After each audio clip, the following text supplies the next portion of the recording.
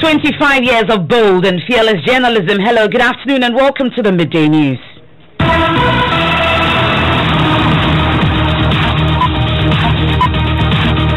This bulletin is coming to you live from the Joy 99.7 FM studios here in Kokomlemle, a digital address GA0993341. Also live on Love 99.5 FM in Kumasi, affiliates across the country including ATL FM in Cape Coast, Radio Max in Takrade, and around the world at myjoyonline.com. In this edition,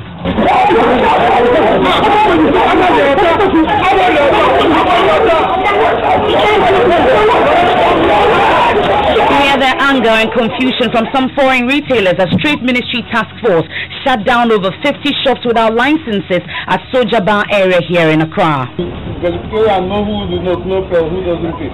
So when you come, I bring my document, they say they're not here to take their documents. We're live on the ground. Also, we'll take you to the Ashanti region where a 44-year-old pastor was yesterday murdered in what appears to be a failed robbery attack in his home. Hey, Mas. When I'm going to or team, Tina, my man, some get to a million. So, me, I go. If you do all, and I say, well, who are that? Mas! Hey! Also coming up, governance analysts cast doubt on EC's ability to read voters' register of minors and foreigners, saying challenge process is rigorous and rejection of birth certificate identity document presents fresh challenges. I don't think that the argument that the EC is making is anything that is sound that, that they'll be able to take them off. If you are challenging their age, what document are you going to use to challenge them whether they are 18 or not? Because we now know that the birth certificate doesn't play any role at all. Meanwhile, opposition NDC accuses EC of under-declaring figures. We'll hear from them in sports. Ghana Premier League clubs brace up for the restart of the Ghana Premier League despite bemoaning costs involved in testing players for COVID-19. And tonight we'll bring you the maiden edition of the Imani Ghana Joy News Minority and Independent Presidential Aspirants debate. We have details, and later, artist manager Ashes confirms news of Stoneboy's alleged physical assault on Sarkodie's manager. And he got infuriated from there. That why is it that he wasn't allowed to park there, but maybe another person is allowed, or other people were allowed to come park at that space.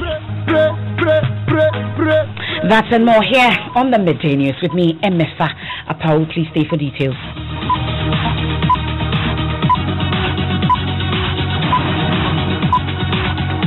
You're not going and you don't get conscience. It is not about fight. There are documentation. Anger and confusion from some foreign retailers as the government task force on retail trade begins shutting down shops without licenses at Sojaba area here in Circle Accra. Close to 50 shops have been locked up so far since the team made up of police and military officers moved into the trade zone. Now, there have been tensions brewing between Guta and some foreign operators across the country, with stores of some Nigerians being forcefully closed in Abusokai some few weeks ago. So the retail traders, although initially cooperative, are meeting the task force with both oral and physical resistance. You're not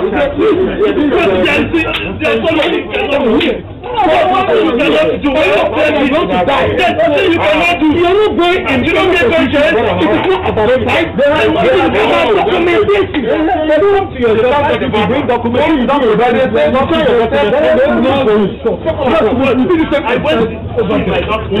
went to immigration. I paid 2,500 last week because they aspire. You see, I'm doing everything. Let that please you. Why are you blocking my shop? These girls are Ghanaians working on them. How much do I pay you in a month? How much do I pay here? You get conscious to close my shop. Almighty God will judge you one by one. Some traders here at Sojaba, when the task force closed their shops, we are told 50 shops belonging to foreign retailers. My colleague PSC Nanaya Safo is our man on the ground. He joins us on the line. PSC, what's happening as we speak? As we speak, you can tell reinforcements have been here.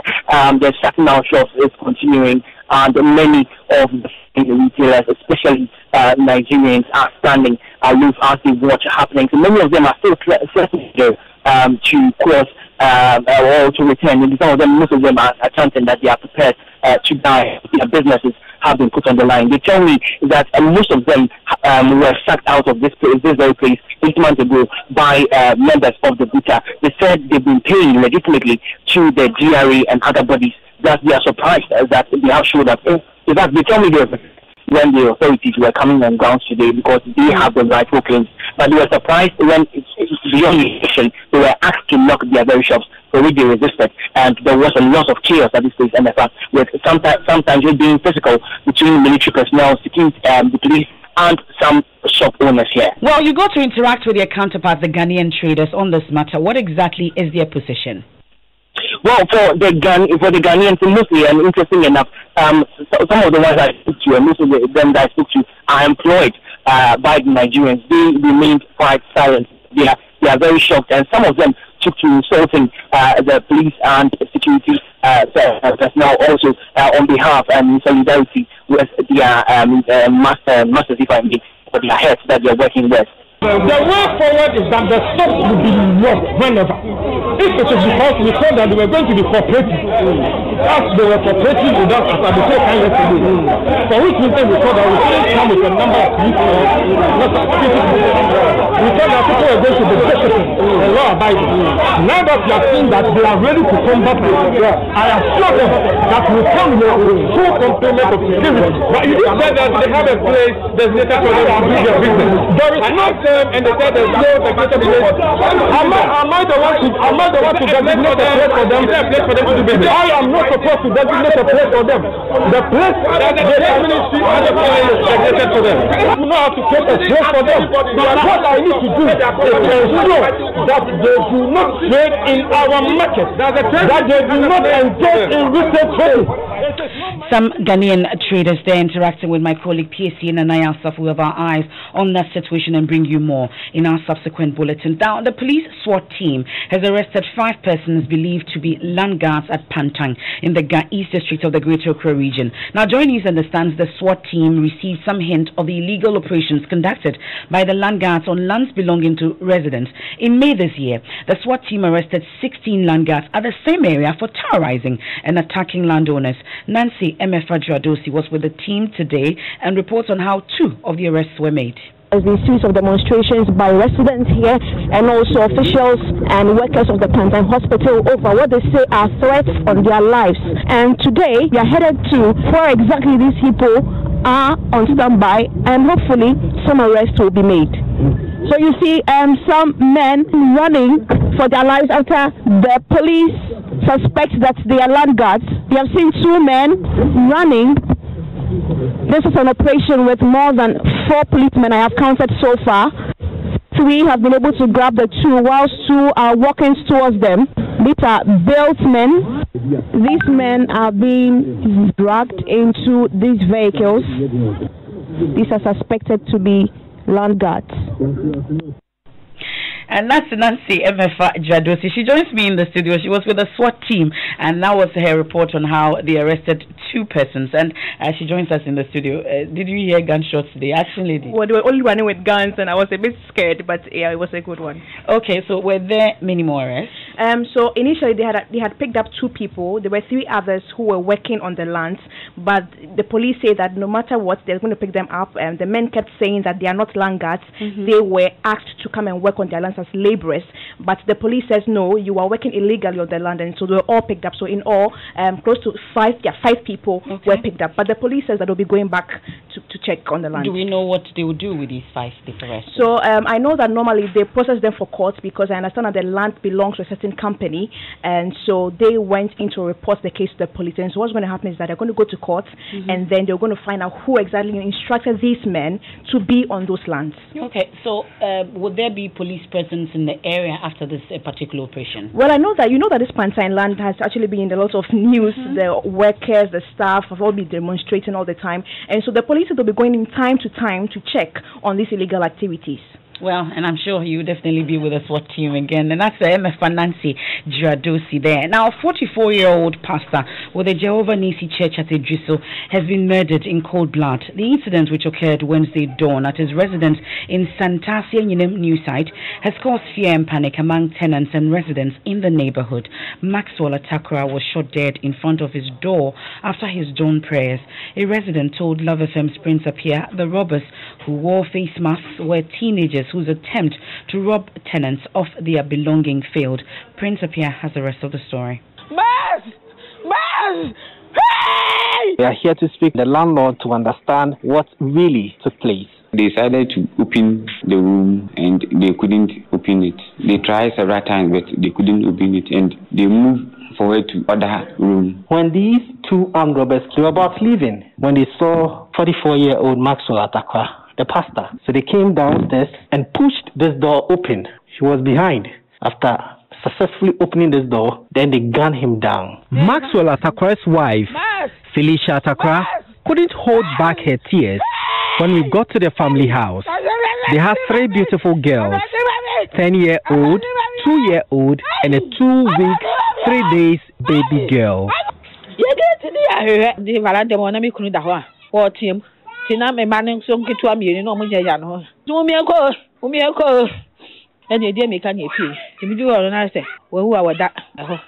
After what seemed to be an unsuccessful robbery, the two then deflated the tires of vehicles that had parked on the compound and bolted.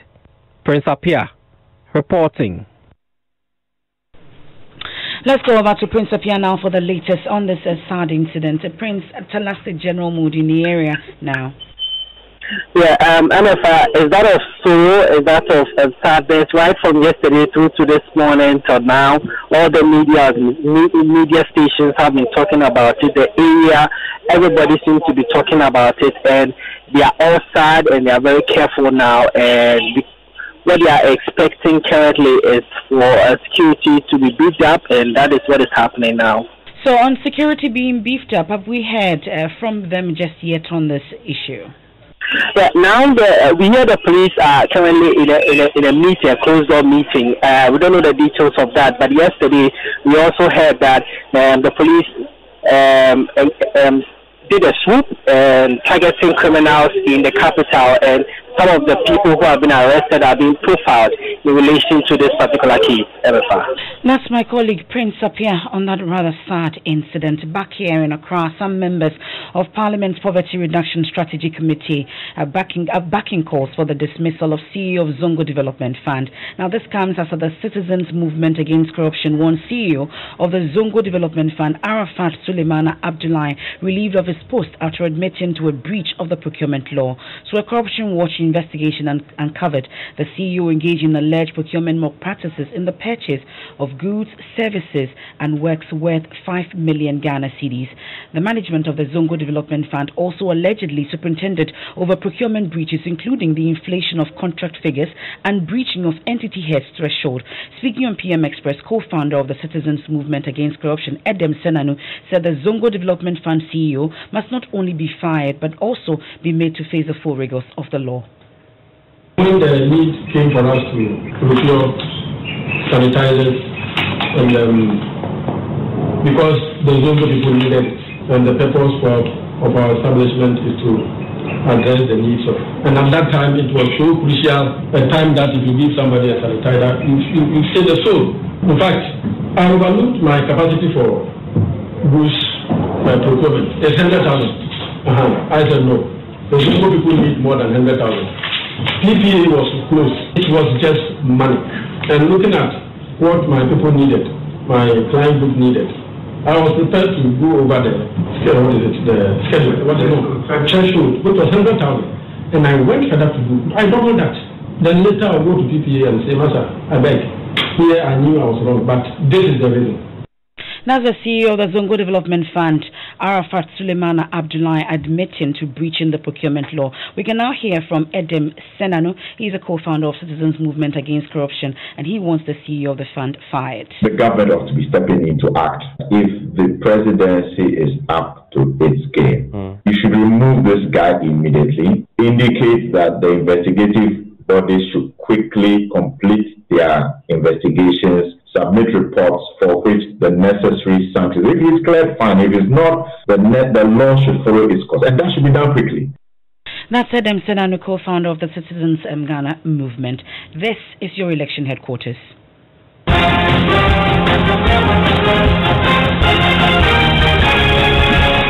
And this afternoon, the opposition NDC is demanding an independent audit of just-ended voter registration exercise. The party alleges the EC systems are defective, resulting in multiple registrations which will be used as basis to delete their supporters from the electoral roll. The EC in the just-ended exercise registered some 16.9 million Ghanaians, but has since served notice of cleaning the roll to rid it of multiple registrations, foreigners and minors. NDC Director of Elections Elvis Ifriankra wants an audit before any such deletion of voters. The EC may have to examine the causes internally, because we are reliably informed that the EC's own biometric system is defective and therefore deduplicating registrants by itself. You recall that when they were doing the pilot exhibition, a new system, so-called, people will go and register, and the system will say they're already in the system. Do you remember? And we said it, we brought it here, we showed you evidence. People went to register on supposedly a new system, and then the system will show that they're already in the system. So if they should look internally at their systems and their processes.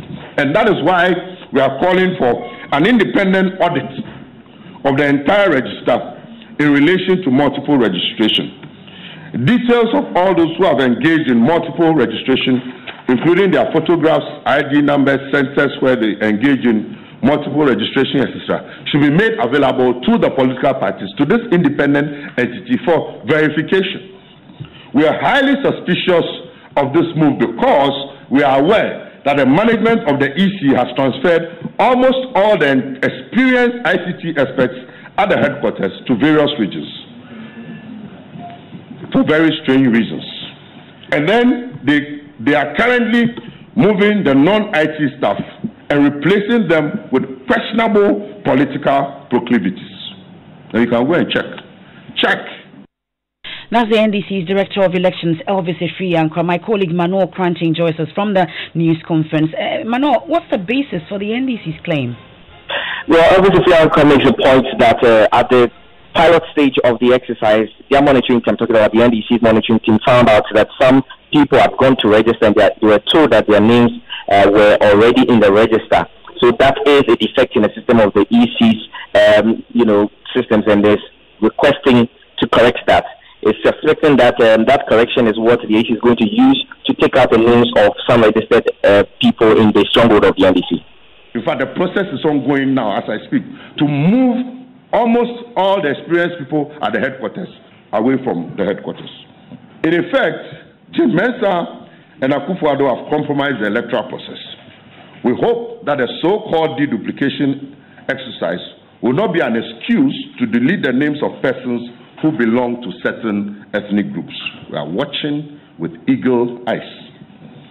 We believe that this comprehensive audit will also help address our observation during the pilot registration exercise, where there were cases of false matches, what I was talking about earlier, owing to system failure, in order to ensure that genuine persons are not disenfranchised, and every Ghanaian should be interested.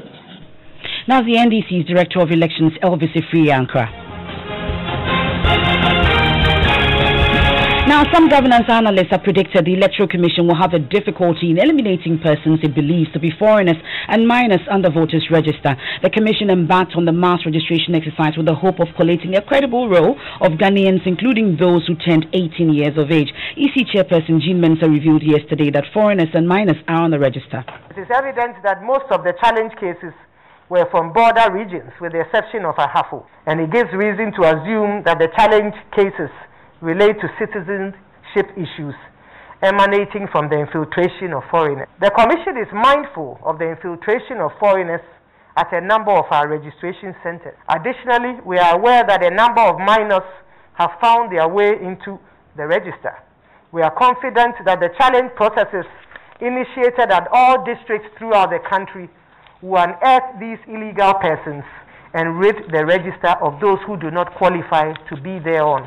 We are confident that the register that would be used for the 2020 elections will be a wholly owned Ghanaian enterprise, reflecting qualified Ghanaians and Ghanaians only.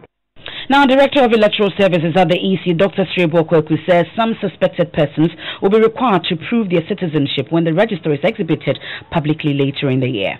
Then there have been instances to that people who are suspected with foreigners were seen in videos and the rest. So we are studying those videos and we will do the needful that if we are convinced, we will object to those names during exhibition time for them to be given the opportunity to come and defend their grounds that they are qualified voters, either by nationality or by age. So all these things are part of the processes. But for us to speak, we have about 30,000 plus people whose registration have been challenged and we are working on them.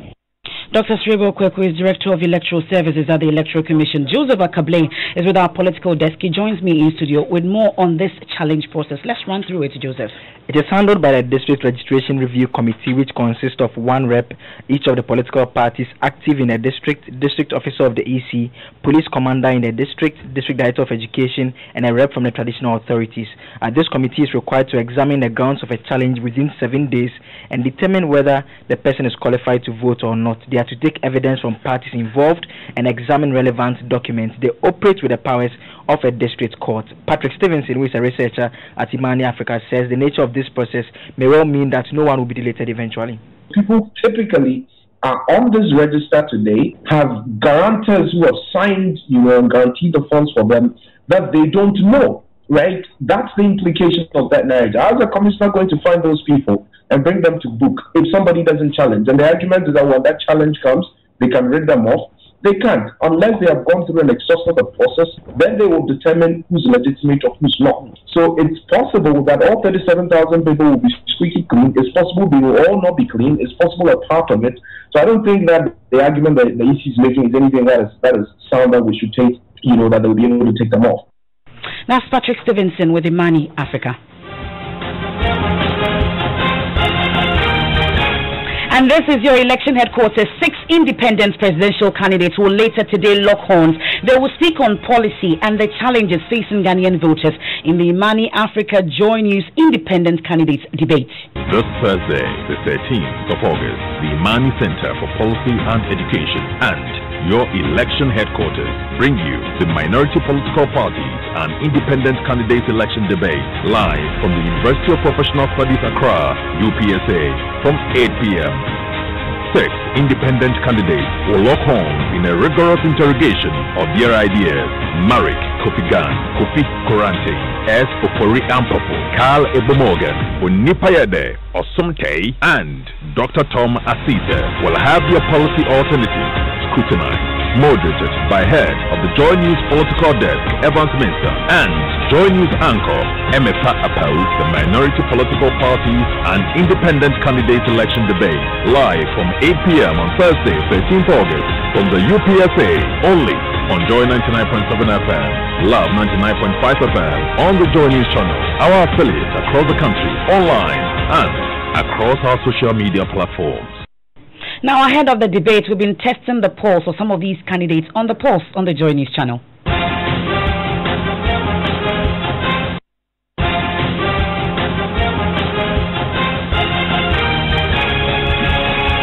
The broad idea is to build a country that works for every Ghanaian. I'm an entrepreneur. I'm an advocate for what's right.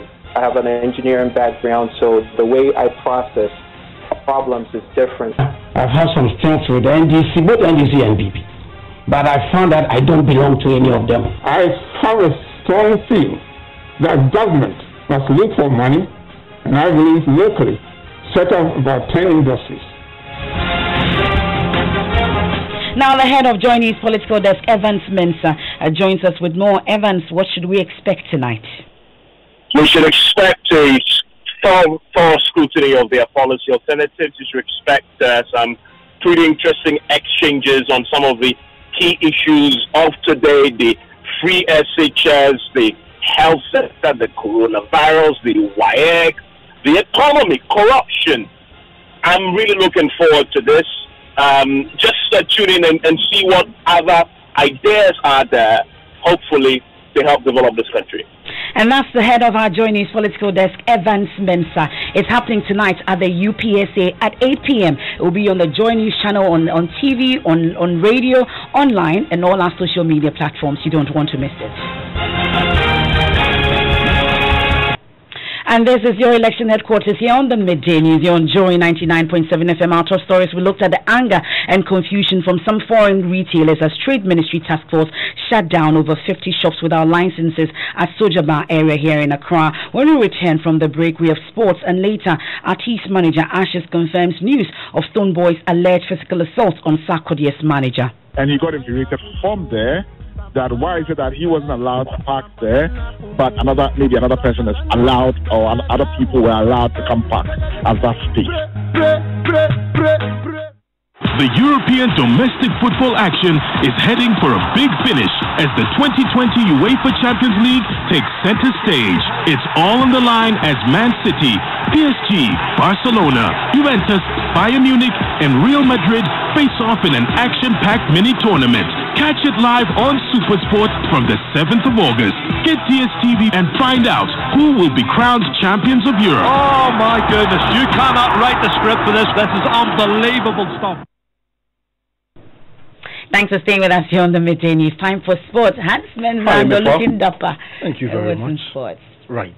So Ghana Premier League clubs are bracing up for the proposed October restart date despite difficulties in testing players for COVID-19 due to the cost involved. Each club will need about $3,000 to take players through a comprehensive testing regime, which include a COVID-19 test. General Manager of Accra Hearts of Oak, Frederick Moore, says the Phobians are getting their team ready even though players are yet to be tested.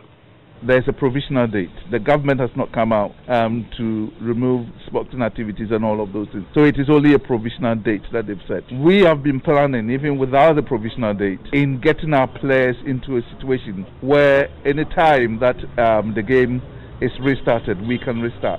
We can kick on and move forward. So we are looking at what the FA is saying, the FA is doing, what the government is saying, and what the government is doing. But we've also got our own timetable working in equilibrium with all of those discussions. We all know the fact that the testing in Ghana is very expensive. And if you have to test 30 players plus 7 technical plus anybody else who has to be around the players, that could go into a lot of money. Frederick Moore is the Chief Executive Officer of Accra Hearts of Oak. That's your sports.